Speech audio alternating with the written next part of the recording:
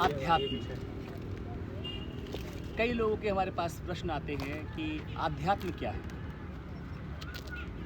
ये जीवन, इस जीवन में हम आए हैं, जन्म मरण हमारा चल रहा है, कर्म के हिसाब से हम कर्म कर रहे हैं। जो भी कुछ हम कर रहे हैं, अच्छा या बुरा, इन सब के आधार पे हमारे पुनर्जन्म होते हैं। ये जन्म भी हमने देखा है, कोई व्यक्ति अपने मुंह में चांदी की चम्मच लेके पैदा हो रहा है, कोई व्यक्ति अपने हाथों में भीख का कटोरा लेके आया है। कारण क्या है? ये हमारे पिछले कर्मों के फलों के हिसाब से हम जन्म लेते हैं। ये जन्म मरण की जो श्रृंखला है, इसको हम कहते हैं महाजीवन। आज हमारा ये जन्म है, हम जो भी कर्म कर रहे हैं उसके हिसाब से हमारा पुनर्जन्म होगा, और फिर हमारे जो कर्म होंगे उसके हिसाब से हमारे अगले जन्म निर्धारित होते हैं। तो ये जन्मों की जो श्रृंखला है, इसको हम कहते हैं महाजीवन। और आध्यात्म है जन्म मरण से आगे बढ़ इस महाजीवन को समझना और इस महाजीवन से छलांग लगाना परम जीवन की ओर। परम जीवन अर्थात जहाँ पर हमारा जन्म मरण से मुक्ति हो जाती है। हम चाहें तो ये जीवन में आएं और चाहें तो इससे मुक्त हो जाएं। एक साथी ने पूछा है, ये आध्यात्म जो है, इस आध्यात्म में क्या क्या विधाएं हो सकती है, क्या क्या स्तंभ हैं इसके। परम गुरु ओशो से भी यही प्रश्न पूछा था सुमित्रानंदन पंत जी ने, और सुमित्रानंदन पंत जी से ने जब इसका उत्तर पूछा ओशो से कि आप बताएं कि भारतीय अध्यात्म किन की, अगर आप कुछ शिखर चुनना चाहें तो किन किन महर्षियों के आप नाम लेना चाहेंगे।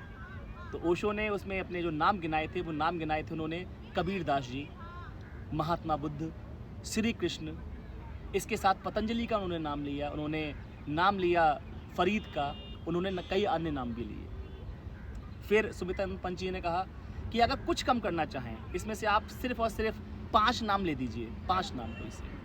तो उन्होंने कहा ठीक है, मैं नाम ले देता हूँ 5। उन्होंने फिर से कहा, उन्होंने कहा महात्मा बुद्ध, उन्होंने कहा श्री कृष्ण, उन्होंने कहा पतंजलि, उन्होंने कहा गोरख, उसके साथ उन्होंने नाम ले दिया कबीर दास जी का भी। उन्होंने कुछ और कम कर लीजिए, थोड़ा सा और कम, थोड़ा शॉर्ट कर दीजिए, कुछ नाम और कम कर दें।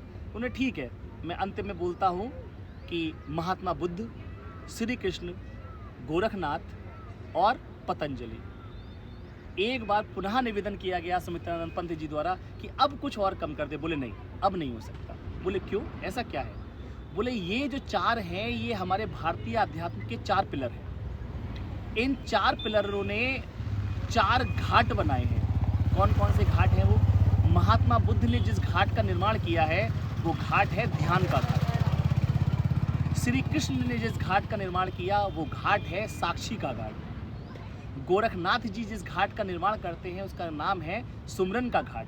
और पतंजलि जिस घाट का निर्माण करते हैं उसका नाम है समाधि का घाट। ऐसा नहीं है ध्यान की बात कई अन्य लोगों ने नहीं करी है, नहीं, बात की गई है, लेकिन जितनी बात बुद्ध ने करी उतनी बात किसी ने नहीं करी ध्यान के ऊपर। ऐसा नहीं है समाधि की बात सिर्फ पतंजलि ने की है, लेकिन जितनी बात पतंजलि ने समाधि के संबंध में कही है उतनी बात कोई भी नहीं कह पाया।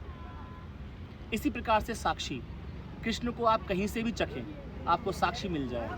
पूरे गीता का एकमात्र सार अगर निचोड़ हम देखना चाहें तो वह है साक्षी। और इसी प्रकार अगर सुमरन की बात करेंगे तो सुमरन के लिए जाने जाएंगे हमेशा गोरखनाथ जी।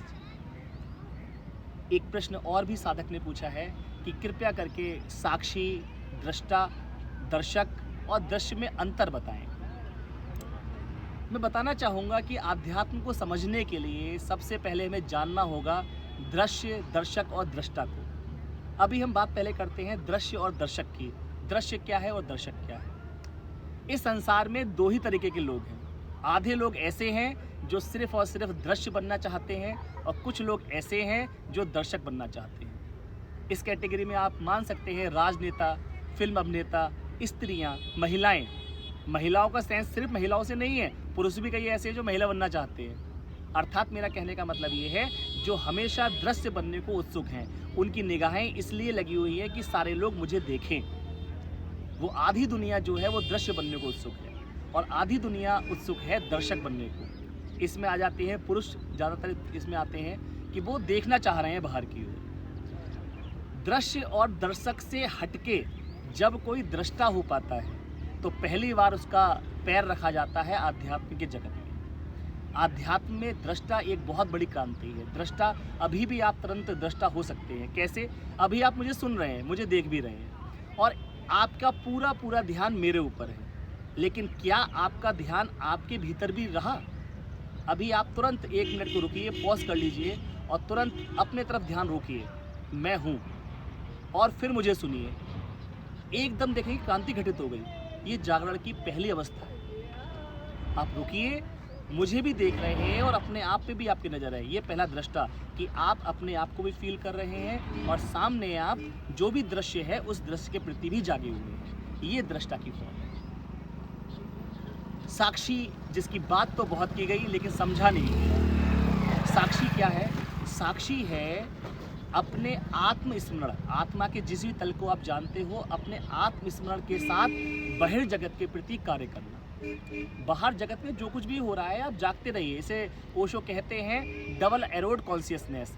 एक तीर मेरा अंदर ही रहे, एक मेरी चेतना की एक धार अंदर बहती रहे और मैं बाहर भी जागा रहूं। जगत में जो भी कर्म कर रहा हूं उसके प्रति भी जागा रहूं और अपने प्रति भी जागा रहूं, अवेयरनेस बनी रहे मेरी। फिर वो साक्षी घटित हो जाता है। और जब आप इस अवस्था में रहते हैं तो श्री कृष्ण इसी को कह रहे हैं कि कोई कर्म छूता नहीं।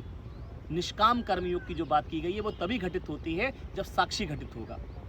आप मुझे सुन रहे हैं, मुझसे बात कर रहे हैं, आप कोई भी काम कर रहे हैं, घर में आप खाना बना रही हैं, आप ऑफिस में काम कर रहे हैं, आप कुछ भी कर रहे हैं, बस अपने प्रति जागे रहें।